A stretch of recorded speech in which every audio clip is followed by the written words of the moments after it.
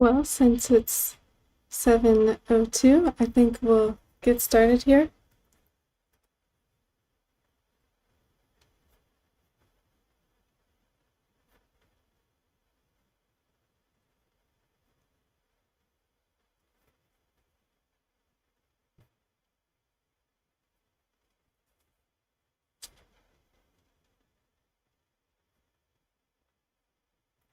I'm just waiting to see if a few more people come online.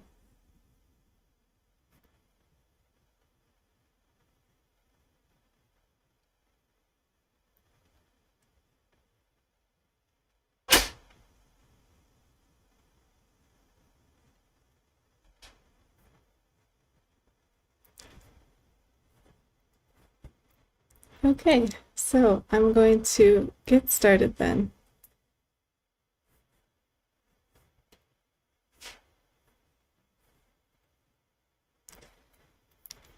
My name is Emily Dunham, and I'm a postdoctoral researcher here at UCLA.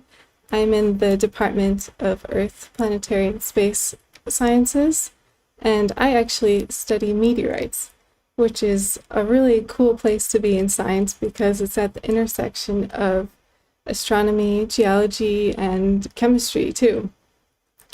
So I have a lot of fun studying meteorites and getting to learn and research about all the other topics too.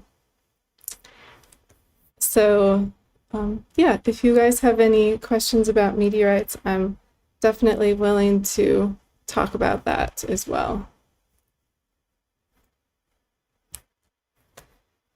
So in honor of this month being March of Women's History Month, I'll be talking about a woman astronomer named Henrietta Swan Leavitt and how she changed our picture of the cosmos. So the title of this talk is How Do We Know the Universe is Expanding? And I'm Dr. Emily Dunham, and the slides here were created by Isabel and Lisbeth. So thank you guys for creating such good content.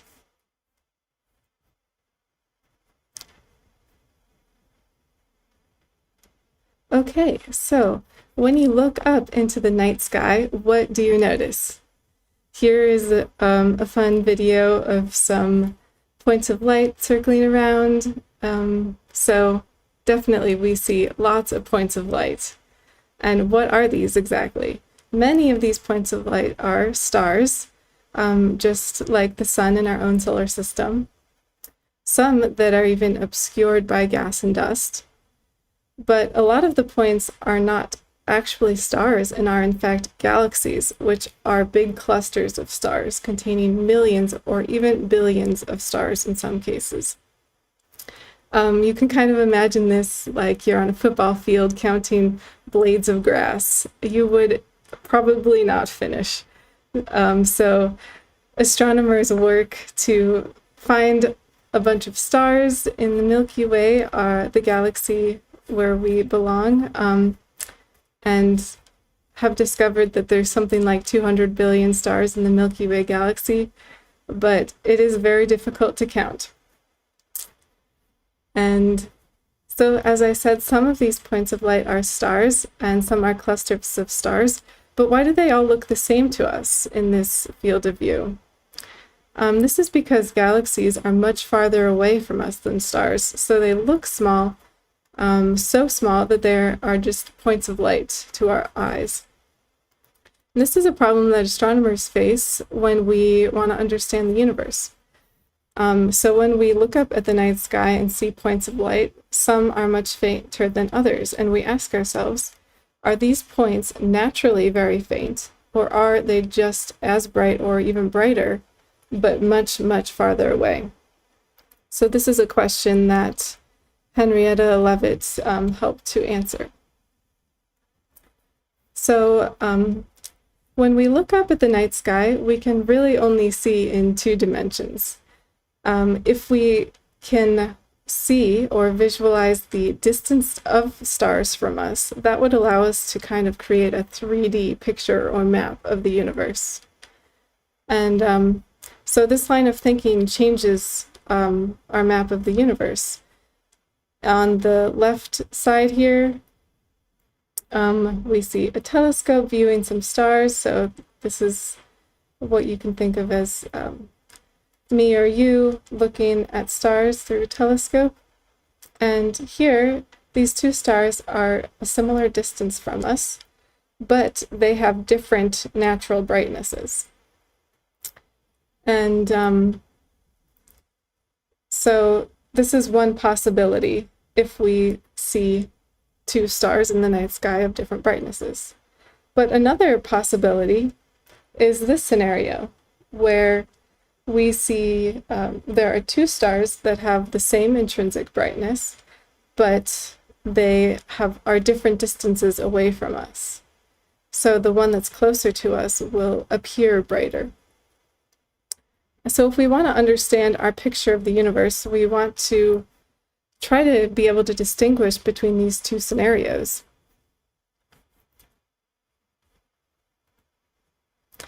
So we need to know the star's natural brightness, and then we can tell the difference between these two scenarios and maybe even figure out an accurate distance to each star.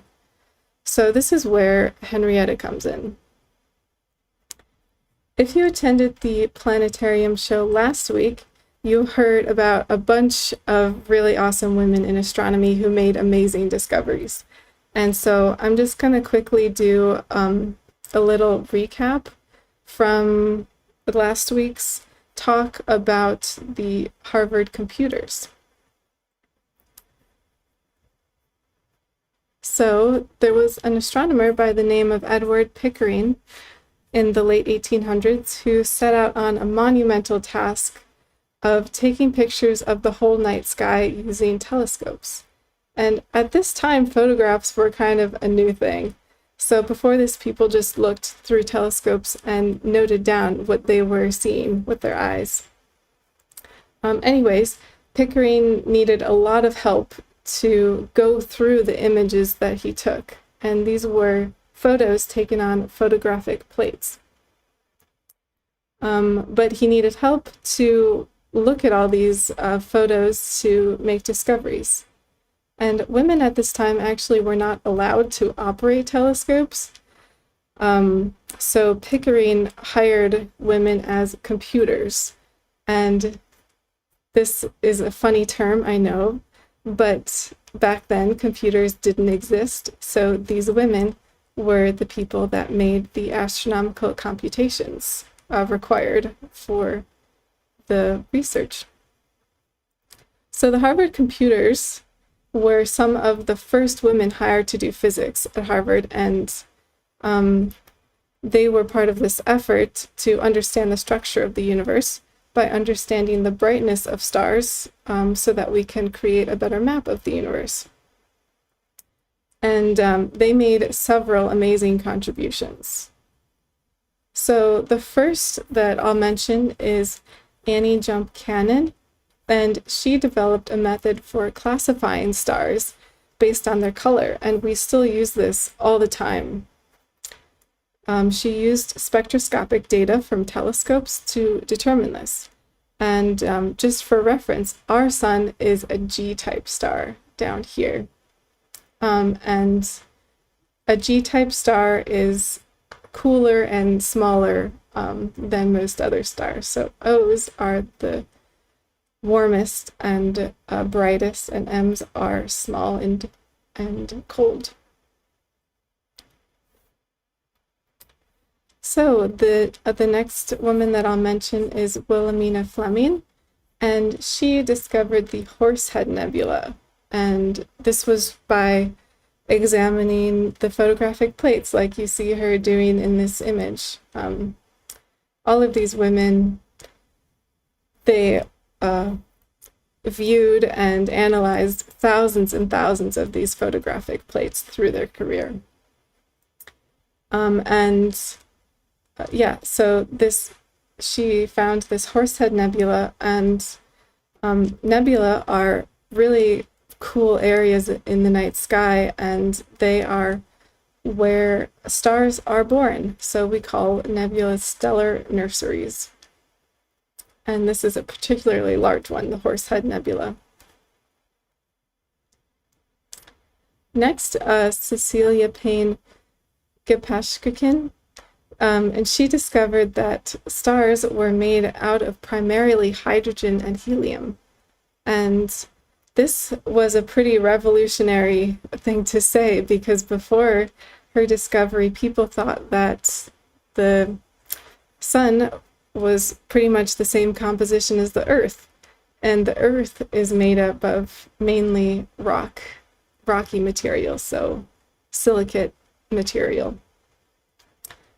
So that's very different than just hydrogen and helium. And because of this, her discovery was contested a lot by her advisor, and unfortunately, in the end, he took most of the credit for her discovery.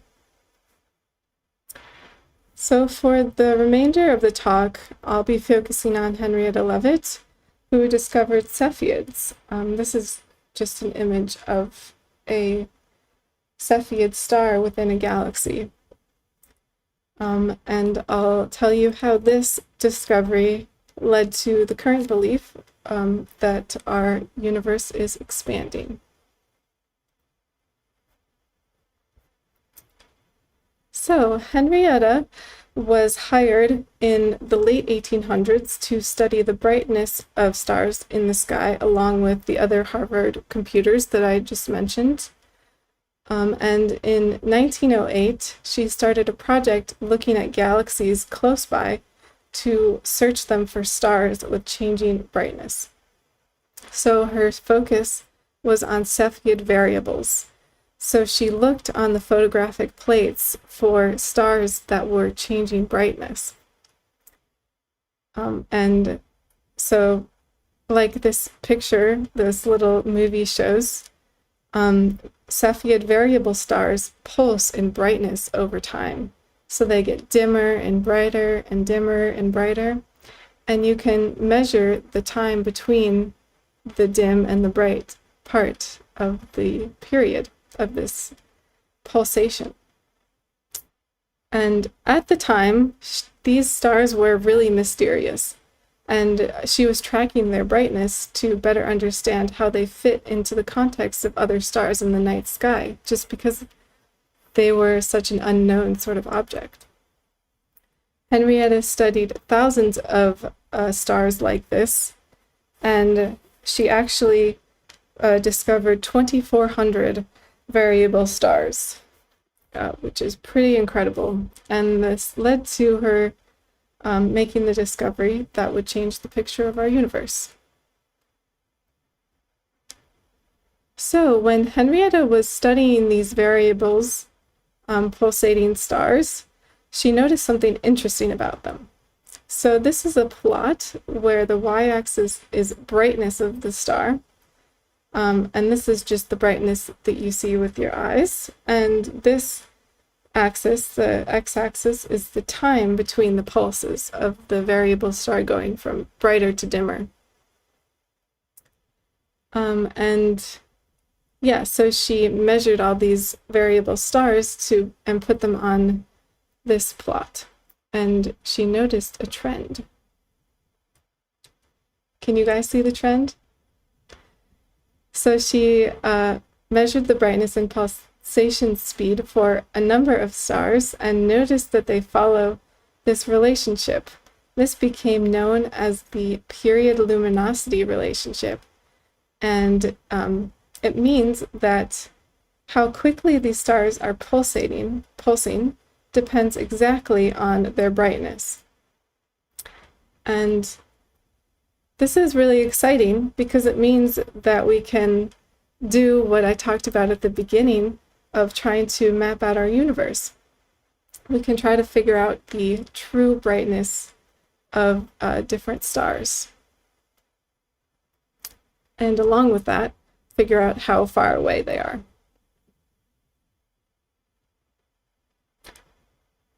So once this trend was established, then someone needed to figure out, or someone figured that they needed to measure the distance to one Cepheid star in order to calibrate this trend to distance. So, yeah. In that way, if we can see the pulses, we can measure the star's true brightness and perhaps distance. So now we can measure the natural brightness of Cepheids from how fast they're spinning. And this means that we can tell the difference between these two scenarios. So by calibrating the distance to one Cepheid star, we can know the accurate distance to all Cepheid stars. So when we look up at the points of light in the night sky with the telescope, some galaxies have Cepheid variable stars inside of them. So we can assume that the galaxy is the same distance away from us as the Cepheid star. So in this way, we can take what looks like a 2D image of the sky and assign distance to any of the points of light that are galaxies with Cepheids. And then we can make this three-dimensional map. In that way, we can see some of the galaxies around us are closer, while others are farther away. And we can start to map the universe in this way. And one more note about Henrietta Leavitt is that she was actually nominated for a Nobel Prize for this groundbreaking work, but she passed away a few years before she was nominated. And because Nobel Prizes are not awarded posthumously, she didn't receive it. But this is still an amazing discovery that should have gotten a Nobel Prize. Okay, so the famous Edwin Hubble took this trend that Henrietta found and really ran with it. He was excited about this trend. And he was able to determine the distances to many galaxies to notice another relationship. Okay, so what does our picture of the universe look like then? We'll start with us here on Earth. And we orbit the sun and sit within our Milky Way galaxy. Our solar system is in that area. We are in a pretty quiet area at the moment of our Milky Way galaxy towards the outer edge. And the Milky Way is then surrounded by other galaxies. And remember that when we find a galaxy with a Cepheid, we can determine how far it is from us, and also determine the distance between different galaxies in this way. So we can start to make a map that might look like a cloud of galaxies around us. And at this point, Hubble noticed something and started this that looked peculiar.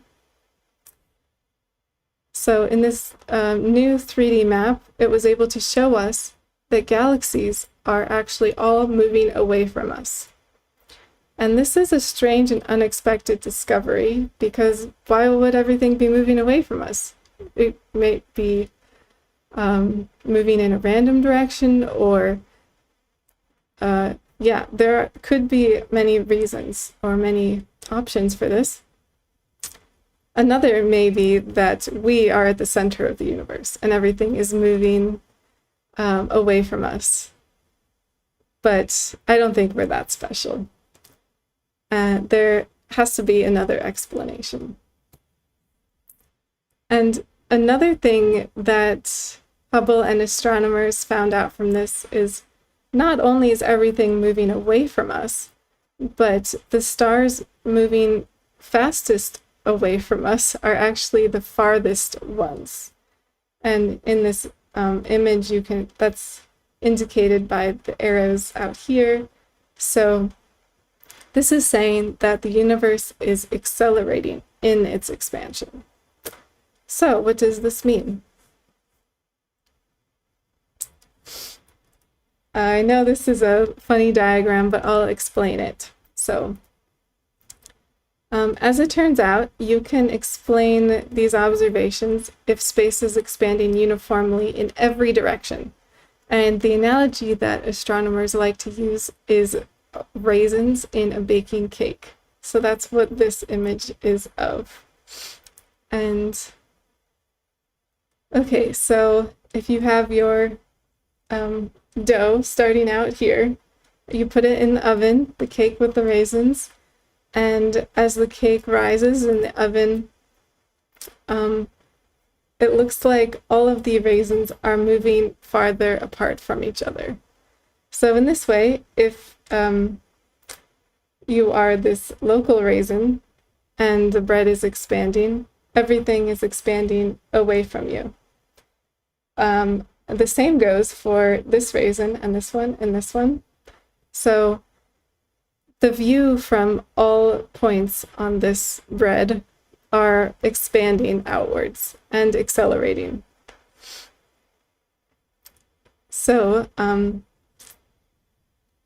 know this is a silly metaphor, but by the same logic, if all of space is expanding, the farther galaxies will move away from us quicker, since there is more expanding space between us.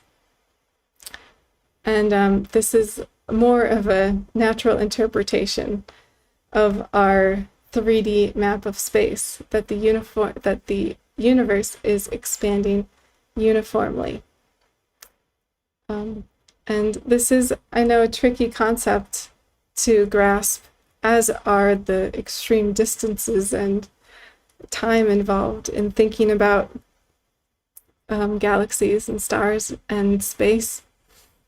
Another way I like to think about this is a balloon. So if you take a deflated balloon and draw 2 spots on it with a marker, then you inflate it, those 2 spots will move away from each other as the balloon is inflated.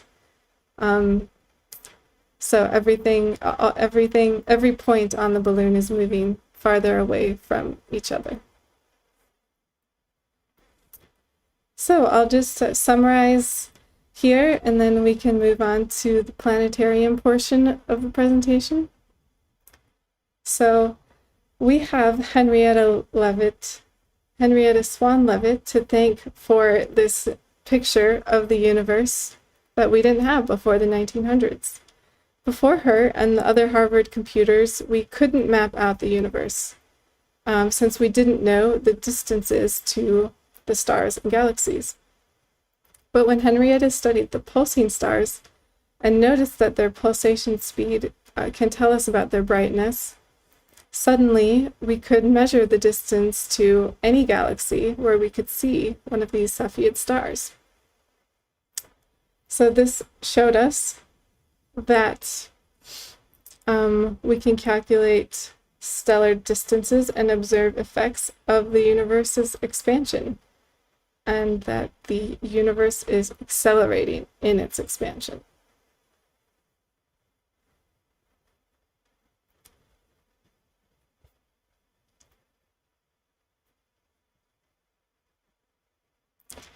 So I hope all of that made some sense, and now I'm going to switch gears to this planetarium application called Stellarium.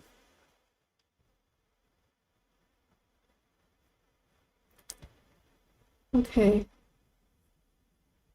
I hope everyone is able to see this.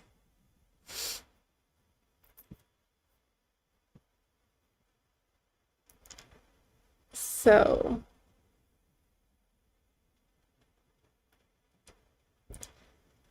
this is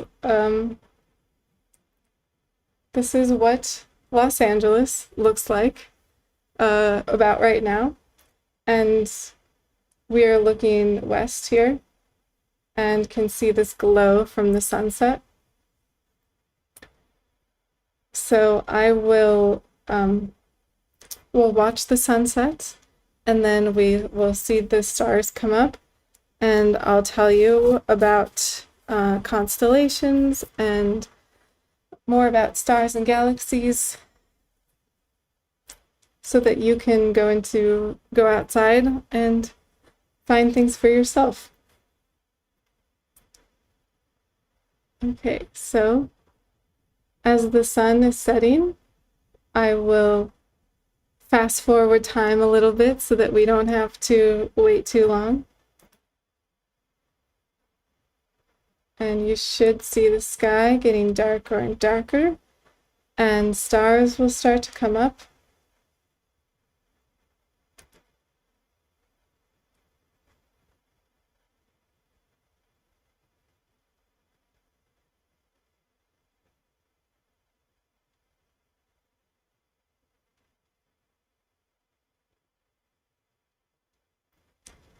Okay, I'll pause it there for just a minute. So this is a view of the night sky from Los Angeles, but I still have the atmosphere turned on. So you can kind of think of this like what it looks like with light pollution. So what would Los Angeles look like without light pollution? Much better, much darker.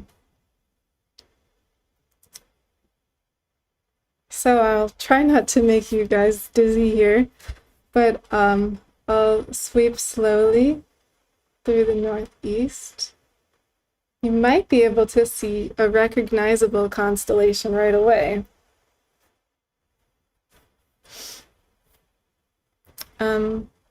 Yeah, so the stars here are pretty much what's visible in LA right now. And I'll just briefly describe constellations. So the constellations that I'm going to show you right now were decided by the International Astronomical Union in the 1920s, and they're mostly from Greek mythology, but some are more modern. And I just want to point out too that other cultures have different constellations. This is just one way of looking at the sky. You can definitely come up with your own constellations. And there are as many constellations as keys on a piano. Does anyone know how many keys on a piano there are? The answer is 88.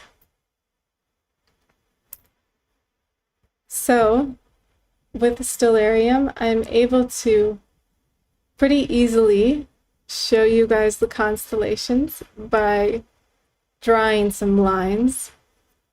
Don't worry, this isn't cheating. And writing names here. So the first thing that I wanted to show you guys to orient yourselves is the North Star, or Polaris. So a lot of people think that the North Star is one of the brightest stars, but that's not true at all, actually. It can be difficult to find on not clear nights.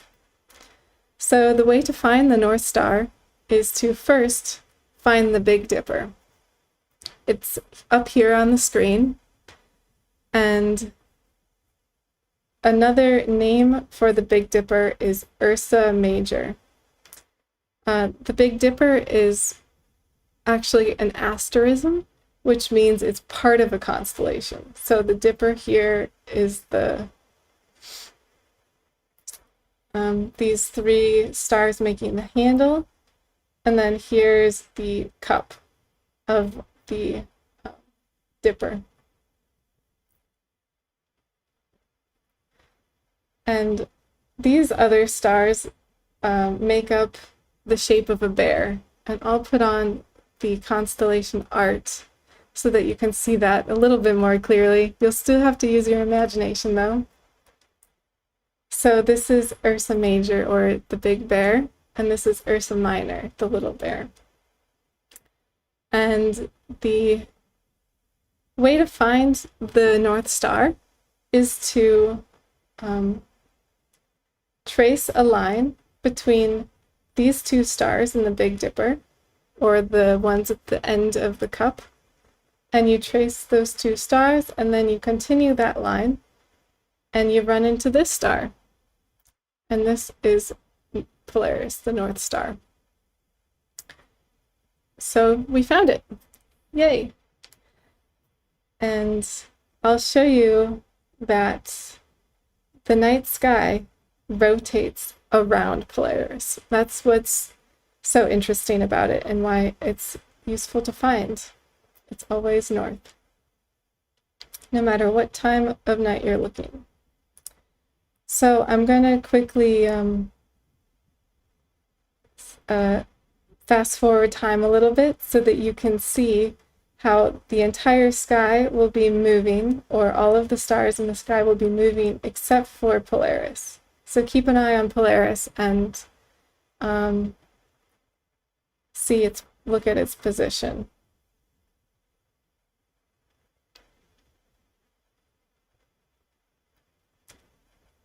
So we see everything else in the sky moving around it.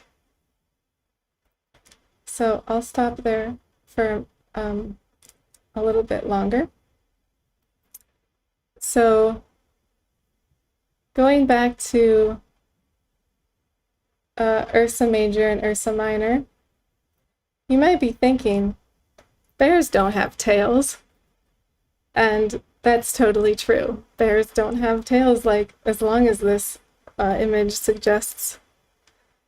And the story behind these constellations are that one of the Greek gods wanted to put the big bear into the night sky to remember it, and also because he was scared of it, being a bear. And the thing is, with bears, you can't grab them by the mouth, or else they're going to bite you. You can't grab them by the paws, because they're going to slice you with claws. So this Greek god took the tail and swung him around and threw him up into the sky.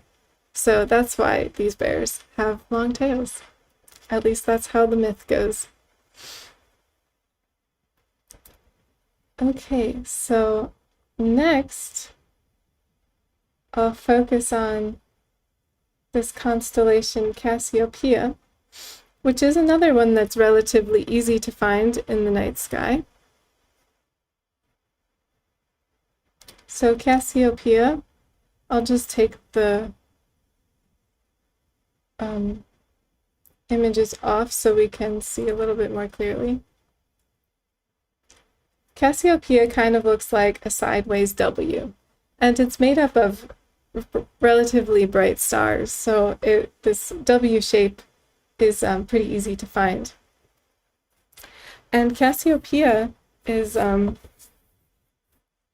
she was a queen, and was actually a very vain queen, and suggested that her and her daughter were the most beautiful beings. And this made the gods angry, so they put her up into the sky, but they put her upside down, sitting in a chair. This is her looking at herself in a mirror. And another interesting thing about Cassieopeia is that in 1572, a Danish astronomer named Tycho Brahe observed a supernovae go off within this constellation. And yeah, he saw this with a bunch of other people, and it's one of only 8 supernovae that have been visible to our naked eye in historical records. And if you have a telescope, you can actually still see a remnant of this supernova explosion.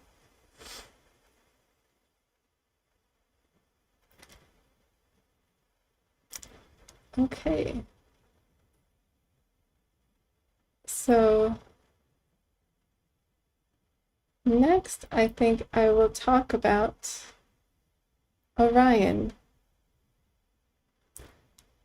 I'm actually going to go backwards through the night briefly, and this is something you would hopefully never see happen. The sky should not go backwards.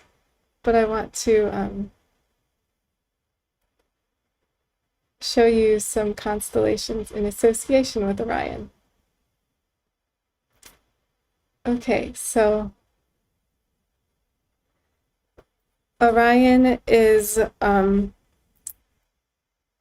here in the southwest part of the sky right now, and this constellation is visible from January through April in the evening sky, and Orion is a hunter. The easiest way to find Orion is these 3 stars right in a row here. That's called Orion's belt.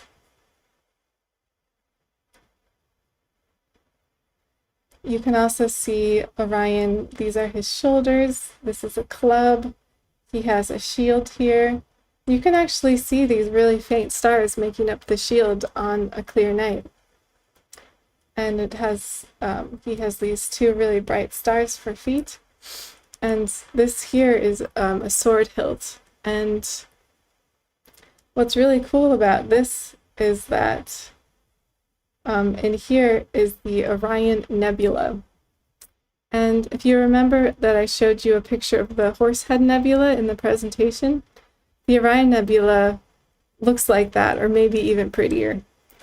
And it's another area where baby stars are forming. So our own sun probably formed in a nebula like this over 4.5 billion years ago. Yeah, so this is Orion, and a maybe popular famous star in Orion is Betelgeuse. And Betelgeuse, otherwise known as Alpha Orionis, is a huge M-type supergiant star. And that's why it's red in color, it's very bright, and it is close to the end of its life. Betelgeuse will go supernova sometime soonish. And actually in between 2019 and this year, astronomers watching Betelgeuse noticed that it changed in brightness slightly. So in 2019 it dimmed, in February 2020 it brightened again, and a year later dimmed. And so people were getting excited that this star might go supernova. But it has now dimmed again and probably will not go supernova, but it would be really awesome if that happened in our lifetime, to see an already bright star become very, very bright. And Betelgeuse is the 6th brightest star in the night sky, and it's so big that you could fit 600 trillion Earths inside of Betelgeuse. It's pretty unfathomable to imagine that, but it is a perspective. Okay, so some constellations in association with Orion are, this is Taurus, the bull.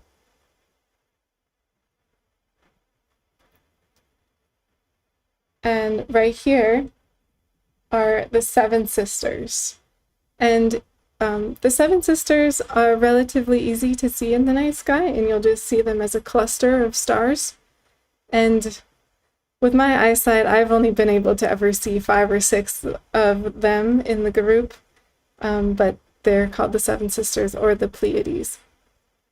And there's a story that goes along with these 3 constellations that might just help you remember that they're close to each other in the sky. So Orion is a giant, but he's actually not a very nice giant. He is this huge being who kind of terrorized people on Earth. And the story goes that he really wanted to hang out with the Seven Sisters, but because of his personality, they didn't want that to happen. So in order to save the Seven Sisters from Orion, Zeus decided that he would protect them with a bull. So he threw up a bull into the sky in between Orion and the Seven Sisters. So we see Taurus here in the middle of Orion and the Seven Sisters. Yeah, so that's a fun story.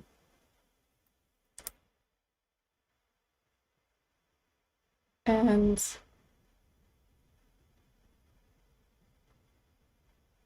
I like to use Orion's belt to find another star, kind of like how we used the stars in the Big Dipper to find the North Star.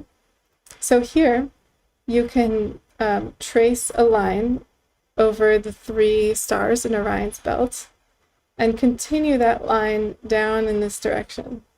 And you will run into a very bright star called Sirius. And Sirius is the brightest star in the night sky. It's really spectacular to look at. Some nights when Sirius is just above the horizon, it twinkles a lot, and it sometimes even turns like red and white and blue, which is really cool to me. So I always really like to find Sirius, and sometimes use Orion to do that. Sirius is part of the constellation Canis Major. So if you've read the Harry Potter books, you know the name Sirius, who's the character that becomes a dog. And yeah, so this is the dog constellation. There's a Canis Minor as well, but it's only made up of 2 stars, so that one's difficult to find.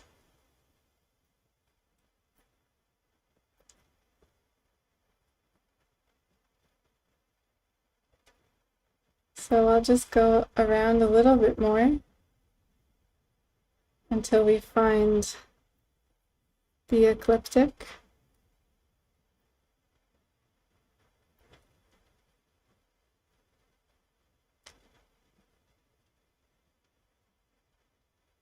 Okay, so the line in orange right here is called the ecliptic. And this is the path that the sun traces in the sky through a year as the Earth is rotating around the sun. So if you saw in the beginning, the sun was on this line as it was setting. And there are 12 constellations that go along this line, and those are the zodiac constellations. And so this is kind of how horoscopes work, that over the 12 months of the year, the sun will be in the region of one of these constellations for a month. And I think this is how why we use months. And yeah, so I'll swing around here so that you can see the other side of the ecliptic, but we have Virgo, Leo,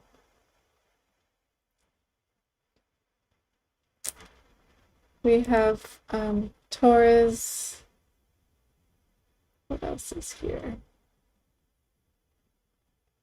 There's Gemini, the twins. Yeah, and we can't see them all because on one night we can't see the full view of the sky. But yeah, I think it's interesting though that right now the constellations don't match up with the horoscope symbols. Like if you read your horoscope or know what what zodiac sign you have for your birthday, it's actually not correct for where the sun is in the sky every month. And that's because the zodiac symbols were established centuries ago. And since that time, the Earth has tilted on its axis in a process that's called precession. So things in the night sky have shifted and have changed where the sun is every month. Exactly.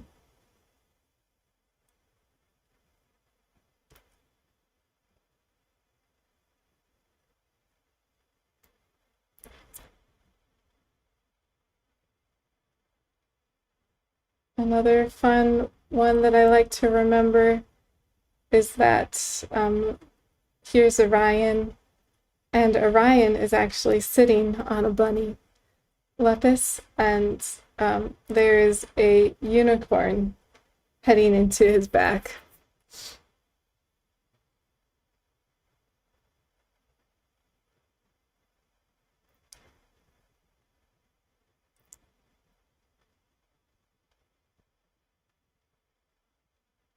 Draco the dragon is wound around Ursa Minor here.